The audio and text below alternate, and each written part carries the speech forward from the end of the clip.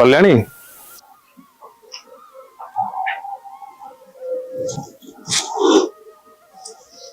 Hattie तमरा कौन हेची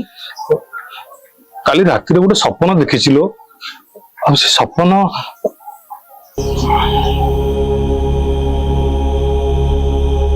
एते बड़ एते चौड़ा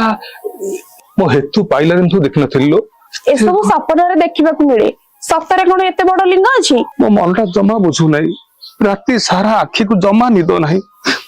मन भीतरटा खाली गोळे घांटी होउची हौ तमे आ व्यस्त हुअनी आज सोमवार मो मंदिर जाउची तमे भी मो संगे ना मंदिर चलो हाँ आमो गाँव उद्यान ना हुंदी पुरुखा ना से ए विषय किसी ना कि जानी थिबे मु बाहरुची तमे आस हेले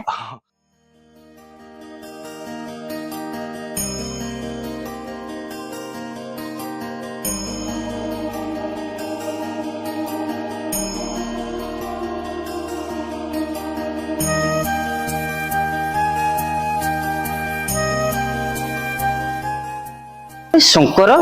तोर मन दुख कौन पाई कथा कौन की गोसाई काली राति रे मोते सप्त देखिचंदी गोसाई कहले इत्ते बड़ लिंग इत्ते चौड़ा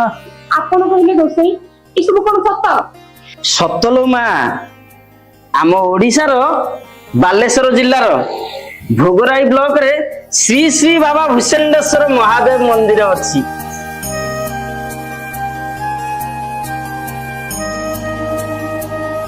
की गुण गाइबी ताकर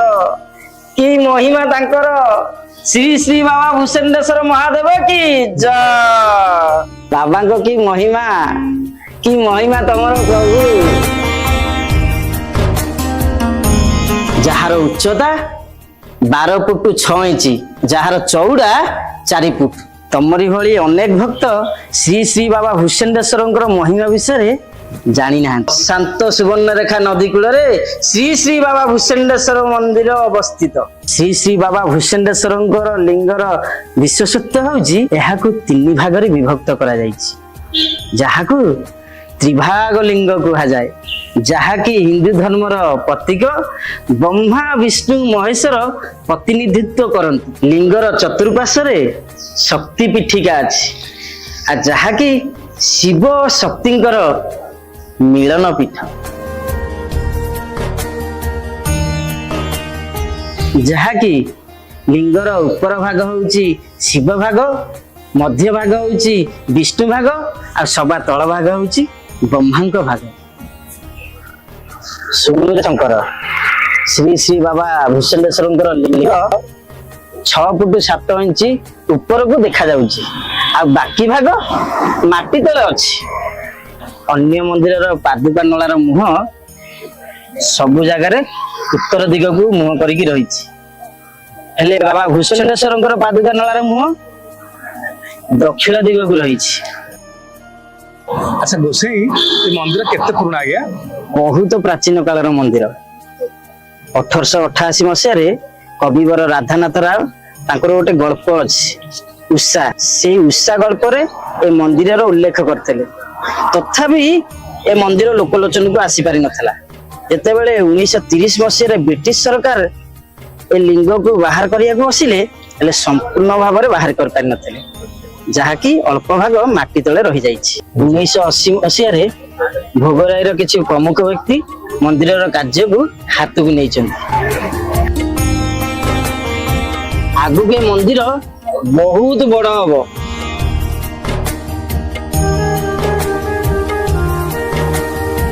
आठिके जावाई हेले रेलपथ आ सड़क पथ सब सुविधा अच्छी शंकर तू केते बड़ भाग्यवान रे स्वयं भगवान तो स्वप्न रे आछन तू जा एबस जागर को जा सेठी लक्ष्य दीप प्रज्वलित करा जाउची आ सेठी निश्चय तोर मानसिक पूर्ण हो तो स्त्री को नहीं कि तू निश्चय जा मामा गोसाई बाबा भूषेंडेश्वर महिमा विषय आम सब जानिलु ए वर्ष जागर लक्षदीप जला होची आमे ता भी शामिल आमे जानिलु बाबा भूषेंडेश्वर महादेव विषय आमे समस्त बाबा भूषेंडेश्वर गुणगान करू ताहले चलो ଏକ ସ୍ୱରରେ ସମସ୍ତେ କହିବା ଶ୍ରୀ ଶ୍ରୀ ବାବା ଭୂଷଣ୍ଡେଶ୍ୱରଙ୍କର। ନମସ୍କାର ଦର୍ଶକ ବନ୍ଧୁ, ଯାହା ହଉ ବହୁତ ବହୁତ ଧନ୍ୟବାଦ ଆପଣମାନେ ଭିଡ଼ିଓଟି ଫୁଲ୍ ଦେଖିଥିବାରୁ। ଏ ଭିଡ଼ିଓଟି ଗୋଟେ ଠାକୁରଙ୍କ ଉପରେ, ଯାହାକି ବାଲେଶ୍ୱର ଜିଲ୍ଲାର ଭୋଗରାଇ ବ୍ଲକରେ ଶ୍ରୀ ଶ୍ରୀ ବାବା ଭୂଷଣ୍ଡେଶ୍ୱର, ତାଙ୍କରି ଉପରେ ଗୋଟେ ଛୋଟିଆ ଭିଡ଼ିଓ। ଏ ବାବା ଭୂଷଣ୍ଡେଶ୍ୱରଙ୍କର ଲିଙ୍ଗ ଓଡ଼ିଶାର ହେଉଛି ସବୁଠୁ ବଡ଼ ଲିଙ୍ଗ। ସେ ହାଇଟ୍ ହେଉ କି ଚଉଡ଼ା ହେଉ ସବୁଠୁ ବଡ଼ ଲିଙ୍ଗ ଆମ ଓଡ଼ିଶାର, ଖାଲି ଓଡ଼ିଶାର ନୁହଁ ପୁରା ଆମର ଏସିଆ ମହାଦେଶର ସବୁଠୁ ବଡ଼ ଲିଙ୍ଗ ସେ ହେଉଛି ଭୂଷଣ୍ଡେଶ୍ୱର ମହାଦେବ। ଏ ବର୍ଷ ଜାଗରରେ ସେଠି ଲକ୍ଷେ ଦୀପ ପ୍ରଜ୍ୱଳିତ କରାଯାଉଛି। ସବୁ ଭକ୍ତମାନଙ୍କୁ ଅନୁରୋଧ କରାଯାଉଛି ସେଠିକି ଯାଆନ୍ତୁ, ଲକ୍ଷେ ଦୀପରେ ସାମିଲ ହୁଅନ୍ତୁ, ଆଉ ଶିବ କୃପା ଲାଭ କରନ୍ତୁ। ଆଉ ଏ ଚ୍ୟାନେଲଟାକୁ ଲାଇକ୍ ସବସ୍କ୍ରାଇବ୍ କରିବାକୁ ଭୁଲିବେନି, ଫଲୋ କରିବାକୁ ଭୁଲିବେନି। ରହିଲି।